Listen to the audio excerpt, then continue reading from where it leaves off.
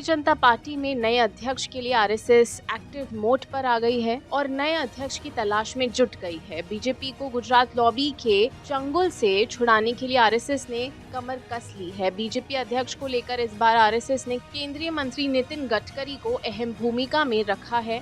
माना जा रहा है कि इस बार बीजेपी के अध्यक्ष के चुनाव में नितिन गडकरी की भूमिका महत्वपूर्ण है, क्योंकि गडकरी आरएसएस के बहुत ही करीबी नेताओं में से एक हैं और गुजरात लॉबी के आने के कारण गडकरी ने उनके कार्यों में बहुत हस्तक्षेप नहीं किया।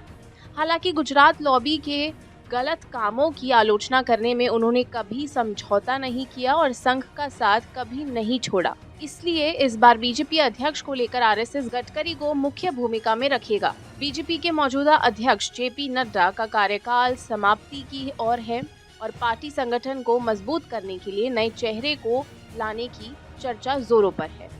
इस बार पार्टी का फोकस दक्षिण भारत पर है, जहां उसका जनाधार अपेक्षाकृत कमजोर है।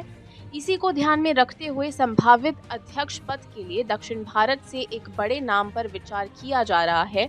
बीजेपी लंबे समय से दक्षिण भारत में अपने प्रभाव को मजबूत करने की कोशिश कर रही है। कर्नाटका, तमिलनाडु, आंध्र प्रदेश, तेलंगाना और केरल जैसे राज्यों में पार्टी का प्रदर्शन अब तक संतोषजनक नहीं रहा है। हालांकि कर्नाटक में पार्टी ने सत्ता में रहकर अपनी स्थिति मजबूत की थी, लेकिन हाल ही में उन्हें वहां फिर से बड़ा झटका लगा। ऐसे में ये संभावना है कि बीजेपी अपने नए अध्यक्ष के रूप में दक्षिण भारत से किसी प्रभावशाली नेता का चुनाव करेगी, ताकि वहां पार्टी की पैठ बढ़ाई जा सके। संघ भी इस दिशा में सहमत दिखाई देता है, क्योंकि दक्षिण में पार्टी को मजबूत करना 2024 लोकसभा चुनावों और उसके बाद के लिए जरूरी है। फिलहाल जिन नामों पर चर्चा चल रही है, उनमें से दो नामों की चर्चा बहुत तेज है, जिसमें एक नाम है बीएल संतोष का और दूसरा नाम है सीटी रवि का। बीएल संतोष मौजूदा समय में संगठन में राष्ट्रीय महासचिव हैं। बीएल संतोष संघ के करीबी माने जाते हैं और दक्षिण भारत के कर्नाटक से आते हैं। संगठनात्मक कौशल के कारण उनकी पकड़ मजबूत है। संतोष लंबे समय से बीजेपी के संगठन में महत्वपूर्ण भूमिका निभा रहे हैं और दक्षिण भारत में पार्टी के विस्तार के लिए सही और बड़े विकल्प के रूप में देखे जाते हैं। दूसरा नाम सीटी रवि का है, जो पार्टी में राष्ट्रीय महासचिव हैं। ये भी कर्नाटक से आते हैं और दक्षिण भारत में बीजेपी के मुख्य और मुखर चेहरे के रूप में उभरे हैं। उनकी छवि आक्रामक और जमीनी कार्यकर्ता से जुड़ी रहने की है।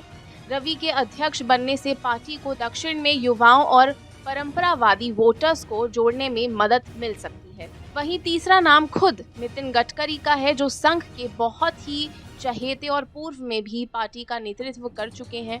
महाराष्ट्र में इनका तगड़ा प्रभाव है। नितिन गडकरी का सबसे ज्यादा चर्चा में है नाम।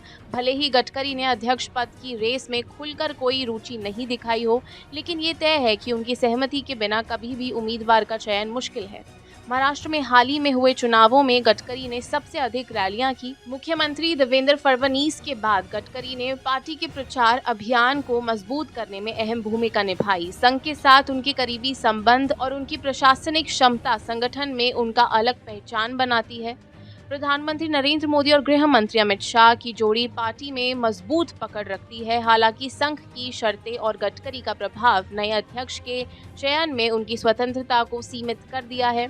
मोदी और शाह दक्षिण भारत में पार्टी का विस्तार चाहते हैं, लेकिन संघ का झुकाव संतुलन बनाने और संगठन को राष्ट्रीय स्तर पर मजबूत करने की ओर है।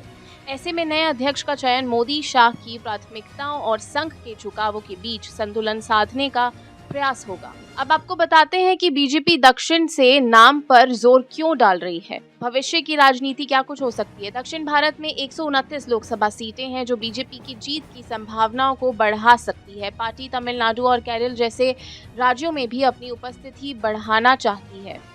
दूसरा ये हो सकता है कि सांस्कृतिक और राजनीतिक संतुलन को देखना। दक्षिण भारत से अध्यक्ष बनाना पार्टी को एक अखिल भारतीय स्वरूप देगा। इससे ये संदेश जाएगा कि बीजेपी सभी क्षेत्रों को समान दर्जा देती है और महत्व देती है।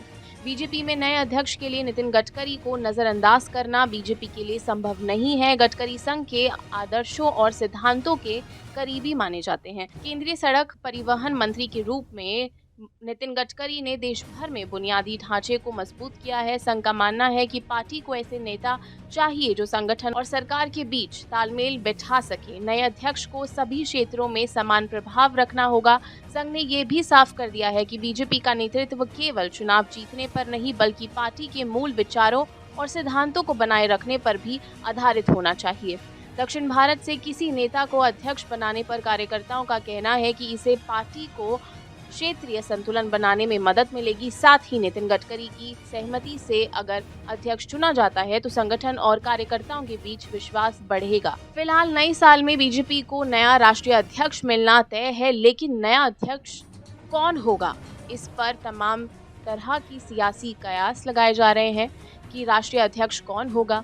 हर रोज एक नया नाम चर्चा में होता है, केंद्र में आ रहा है, लेकिन बीजेपी अपने पत्ते नहीं खोल रही है। बीजेपी में संगठन चुनाव की प्रक्रिया चल रही है, जिसके तहत प्रदेश में संगठन बनाए जा रहे हैं। बीजेपी के राष्ट्रीय अध्यक्ष जेपी नड्डा हैं। उनका कार्यकाल खत्म होने के बाद उन्हें एक्सटेंशन दिया जाएगा। बीजेपी की नीति है कि कोई भी नेता सत्ता या संगठन में से एक पद पा सकता है, लिहाजा नड्डा की जगह नए अध्यक्ष की नियुक्ति होनी है। माना जा रहा है कि 15 जनवरी के बाद बीजेपी को नया राष्ट्रीय अध्यक्ष मिलेगा, जिसके लिए कई नामों की चर्चा अभी से सुनने में आ रही है। बीजेपी अध्यक्ष बनाए जाने के बाद नई टीम का गठन किया जाएगा। भाजपा को नए साल में जनवरी के अंत में नया राष्ट्रीय अध्यक्ष मिल सकता है। भाजपा नेता पीटी कुंजांग ने कहा है कि 15 जनवरी तक राज्य और जिला अध्यक्षों के चुनाव पूरे होंगे। इसके बाद पार्टी के राष्ट्रीय अध्यक्ष के चुनाव की प्रक्रिया शुरू होगी और जनवरी के अंत या फरवरी के पहले हफ्ते में नए राष्ट्रीय अध्यक्ष की घोषणा की जाएगी।